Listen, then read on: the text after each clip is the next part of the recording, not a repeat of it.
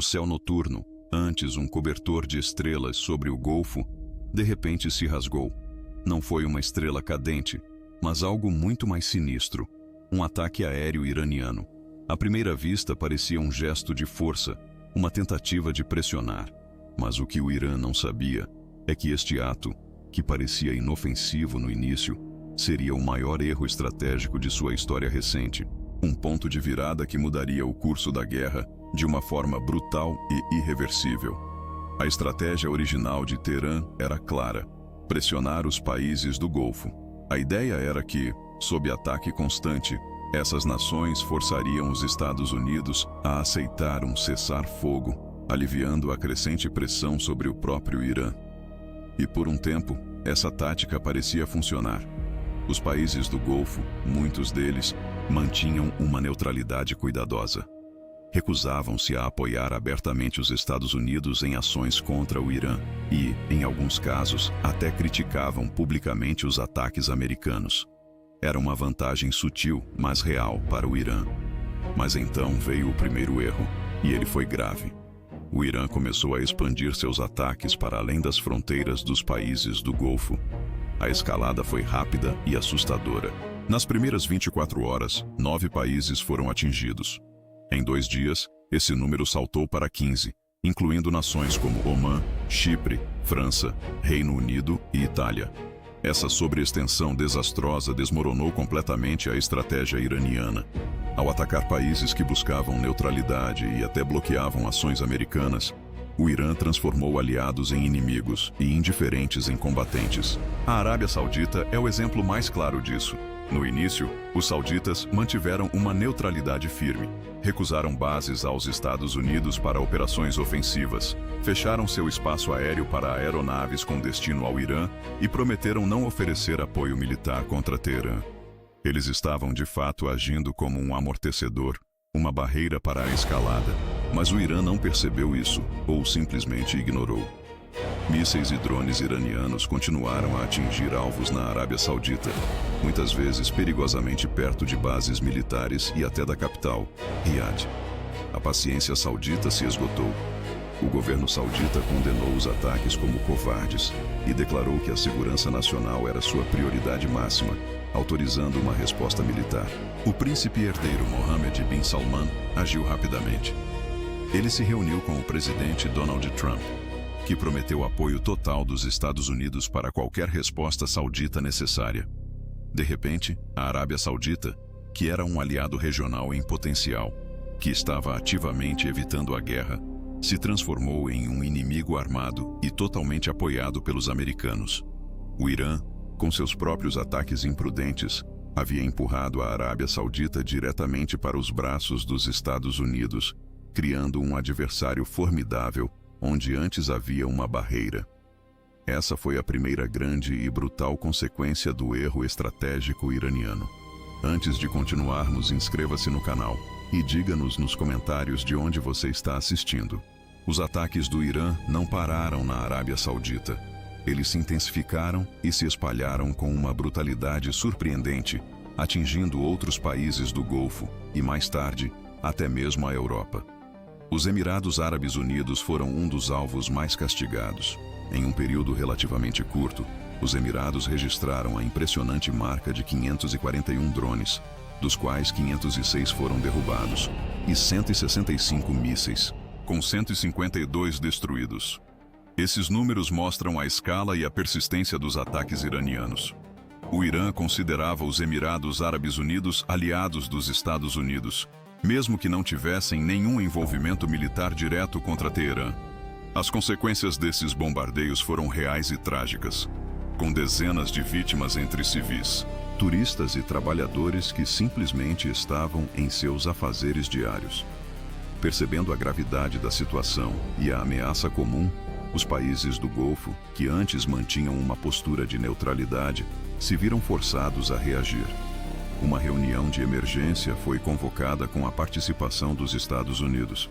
O resultado foi uma declaração conjunta que condenava veementemente as ações iranianas, selando uma aliança que o Irã havia, paradoxalmente, forjado com seus próprios ataques.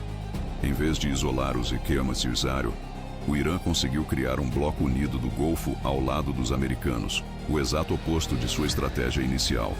Mas o erro iraniano não se limitou ao Golfo. Ele se estendeu para o coração da Europa, com um ataque a Chipre. Isso foi um divisor de águas. O Irã atacou um país europeu que abrigava uma base da OTAN, a base aérea britânica de Akrotiri. Era por volta da meia-noite quando um drone do tipo Shah, de fabricação iraniana, atingiu a área. Sirenes soaram e aldeias próximas tiveram que ser evacuadas em meio ao caos noturno. A análise dos destroços do drone revelou componentes russos, indicando um possível envolvimento do Hezbollah, que já usava tecnologia russa, operando talvez a partir do Líbano. A princípio, o Reino Unido tentou se manter fora do conflito.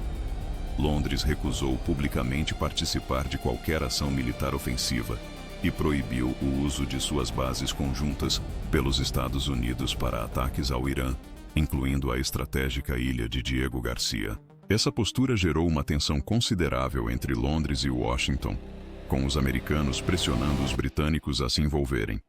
No entanto, o ataque a Chipre mudou tudo. A resposta britânica foi imediata e decisiva. Um caça-taifun da Força Aérea Real interceptou e derrubou um drone iraniano que se dirigia ao Catar, demonstrando a capacidade de defesa aérea. A mobilização militar foi rápida. O HMS Dragon, um destroyer antiaéreo de última geração, foi enviado ao Mediterrâneo, e helicópteros de combate a drones foram deslocados para Chipre para reforçar a defesa. O primeiro-ministro Starmer, que já havia defendido a neutralidade, fez um anúncio claro e forte. Ele declarou que o Reino Unido trabalharia em parceria com os países do Golfo para a defesa mútua e que caças britânicos interceptariam qualquer ataque na região. Mais importante, Starmer aceitou o pedido dos Estados Unidos para usar as bases britânicas em operações contra o Irã. Com um único ataque imprudente a Chipre, o Irã havia empurrado o Reino Unido, um país que estava ativamente tentando evitar o conflito, diretamente para o meio da guerra. Era mais uma nação se juntando à coalizão contra Teherã, um erro de cálculo monumental que só aprofundaria o isolamento e as consequências para o Irã. Os erros do Irã, ignorando as lições amargas dos ataques anteriores e a reação em cadeia que eles provocaram, continuaram. Aparentemente, a liderança iraniana não havia entendido que cada ataque imprudente, cada violação de território e cada vítima inocente apenas solidificava a oposição contra eles. Logo após o ataque a Chipre, que havia arrastado o Reino Unido para o conflito, um novo alvo europeu foi escolhido, desta vez com consequências visíveis e inegáveis. O Irã atacou uma base naval francesa localizada em Abu Dhabi. Não foi um incidente menor, nem um ataque que pudesse ser facilmente desmentido ou minimizado. Um drone kamikaze, carregado de explosivos, atingiu diretamente a instalação militar. A explosão foi registrada em vídeo, uma evidência visual da intensidade do ataque e da ousadia iraniana. As imagens, que rapidamente circularam, mostravam a nuvem de fumaça e os danos causados, transformando o incidente em uma prova irrefutável da agressão. A França, assim como o Reino Unido, havia tentado manter uma posição de relativa neutralidade, observando o conflito no Golfo com preocupação, mas sem um envolvimento direto. No entanto, o ataque à sua base em Abu Dhabi mudou tudo. Uma nação membro permanente do Conselho de Segurança da ONU, com uma das forças armadas mais poderosas do mundo, foi diretamente provocada. A resposta francesa foi rápida e inequívoca. O presidente francês, em um pronunciamento televisionado, condenou o ataque como um ato de guerra e prometeu uma retaliação proporcional e devastadora. Navios de guerra franceses no Mediterrâneo e no Oceano Índico foram colocados em alerta máximo e aeronaves de combate foram reposicionadas. Pela primeira vez, a França estava formalmente engajada no conflito contra o Irã. A situação global piorou drasticamente. Com a Arábia Saudita, os Emirados Árabes Unidos, o Reino Unido e agora a França unidos em uma frente comum, a estratégia iraniana de pressionar por um cessar-fogo havia se desintegrado completamente. Em vez disso, o Irã se viu isolado e enfrentando uma coalizão cada vez maior de nações determinadas a retaliar. A ingenuidade de acreditar que esses ataques não teriam consequências diretas para o próprio Irã era gritante. Cada drone lançado, Cada míssil disparado, cada base atingida, servia apenas para justificar uma resposta cada vez mais brutal. Os Estados Unidos, que antes enfrentavam resistência em obter apoio para uma ação mais contundente contra o Irã, agora viam seus aliados regionais e europeus se alinharem voluntariamente.